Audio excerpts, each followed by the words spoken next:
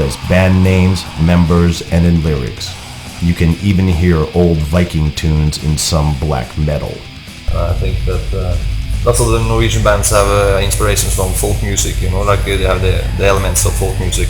And that's ideal to make great black metal, So Norwegian folk music or Swedish or have these dancing notes, like down to the lyrics. And that's great for making good black metal. When we are writing about this Nordic mythology, we don't mean it like the religion, we mean it like the way the Vikings chose to live their lives. The heathen mythology and anti-Christian beliefs are not the only things that have inspired the black metal scene, but also the nature and the climate.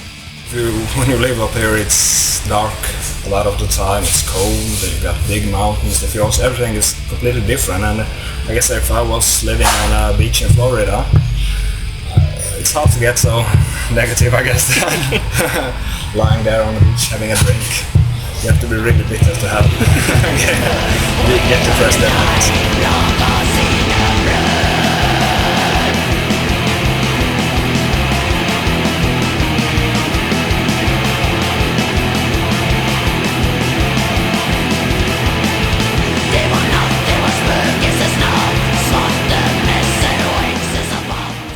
Influences you? Like in Bergen, like it's raining all the time. Of course, can be happy all the time. It's raining all like the day. Like every day, Then here in Sweden we have, like she said, we have 3 months with summer. The rest of the year we have winter or fall or coldness, darkness. I think that affects us. Yeah. It fits, or it sounds like black metal, The Nordic climate is very dark and it's cold, and that's a part of our music too. It's important also to see more like the Scandinavian metal as a whole that differs more from like American black metal or German black metal, and of those bands again. I think that there's a lot of comparison, even if there's something different between Swedish and Norwegian and maybe Finnish bands, but they have more in common than a lot of like American black metal bands. I think also if you go out and play in the States or Europe, you can see that the audience in Germany and Holland, and they have a very utmost respect for the Scandinavian bands. I think they have some kind of major position in the black metal or extreme metal scene in Europe, and also it's kind of exotic when we come to the States and play and people are going bananas. And so I think we've got, I don't know, the reputation of the Scandinavian music extreme metal scene is helping us a lot of doing the touring and all the festivals and stuff. It's quality, more or less. People always talk about the soul and atmosphere in old black metal, and you can really hear that because in new bands they don't have it. You really like when you listen to like A Blaze in the Northern Sky or Dark Medieval Times, or maybe even like Battles in the North with Immortal, though it's really more rock and roll type of black metal, I think. But you feel like, or definitely Emperor, in the Nightside Eclipse, you get like, it's almost like you are like in this at night, like in the woods, and like really getting the feeling of nature. It's like something really primitive about that.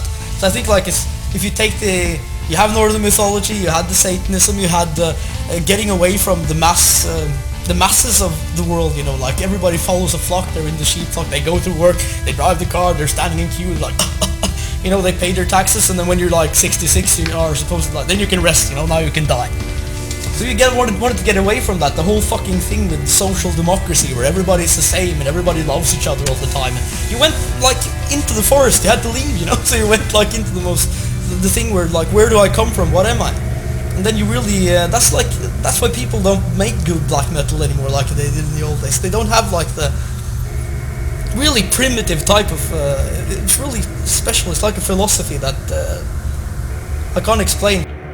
The Viking era and their heathen mythology ended when Christianity was forced upon the Scandinavian people back in the 11th century. 1,000 years later, the heathen gods would return in a new shape to get their revenge on Christianity.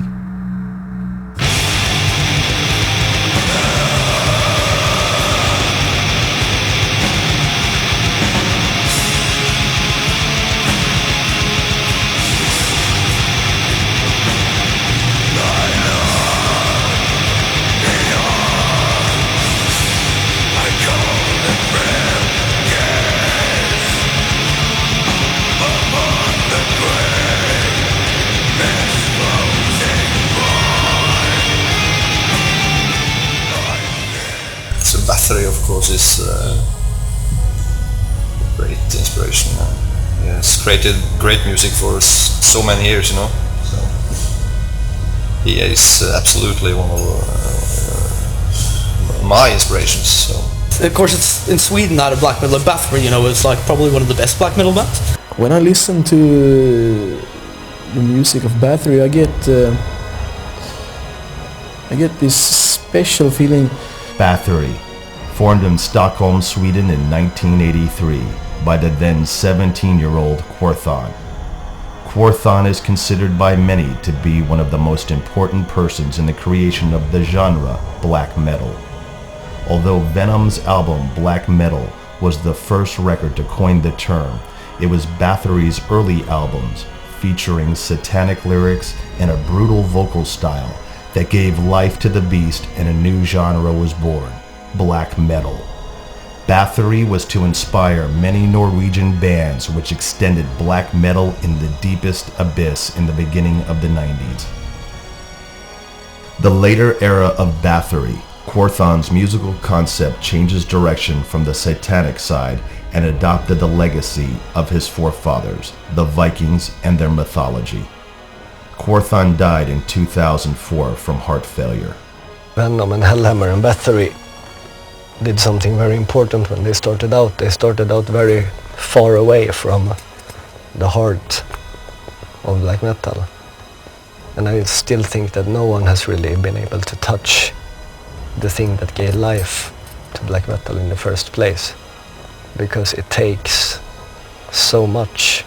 It takes intense study, and it takes far more than being passionate about the music form to approach that dangerous and abominable thing that gave birth to black metal.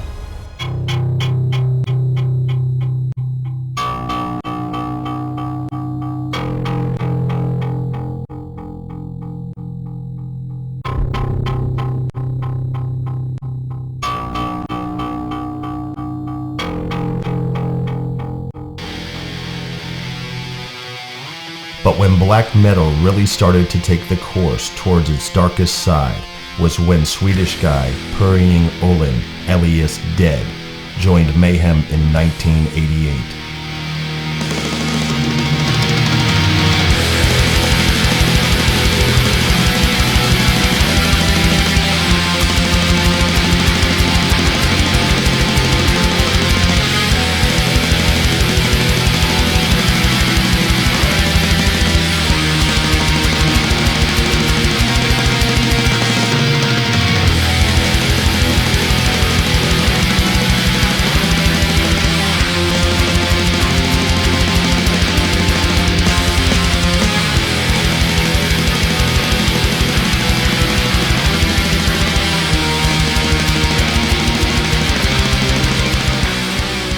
Before Dead joined Mayhem, he was the singer in the Swedish cult band Morbid. A few weeks after Dead had joined Mayhem, Hellhammer also joined. Together with Austin Arseth, alias Euronymous, who founded Mayhem in 1984, the three lived in an old house outside Oslo. It soon became clear that Dead had some strange behaviors. He buried some of his clothes for months in the earth and brought them to the Mayhem shows where he wore the rotting clothes. During one tour with Mayhem, he found a dead raven, which he collected and stored in a plastic bag. He would often smell the bag before he went on stage, saying he needed to inhale the smell of death.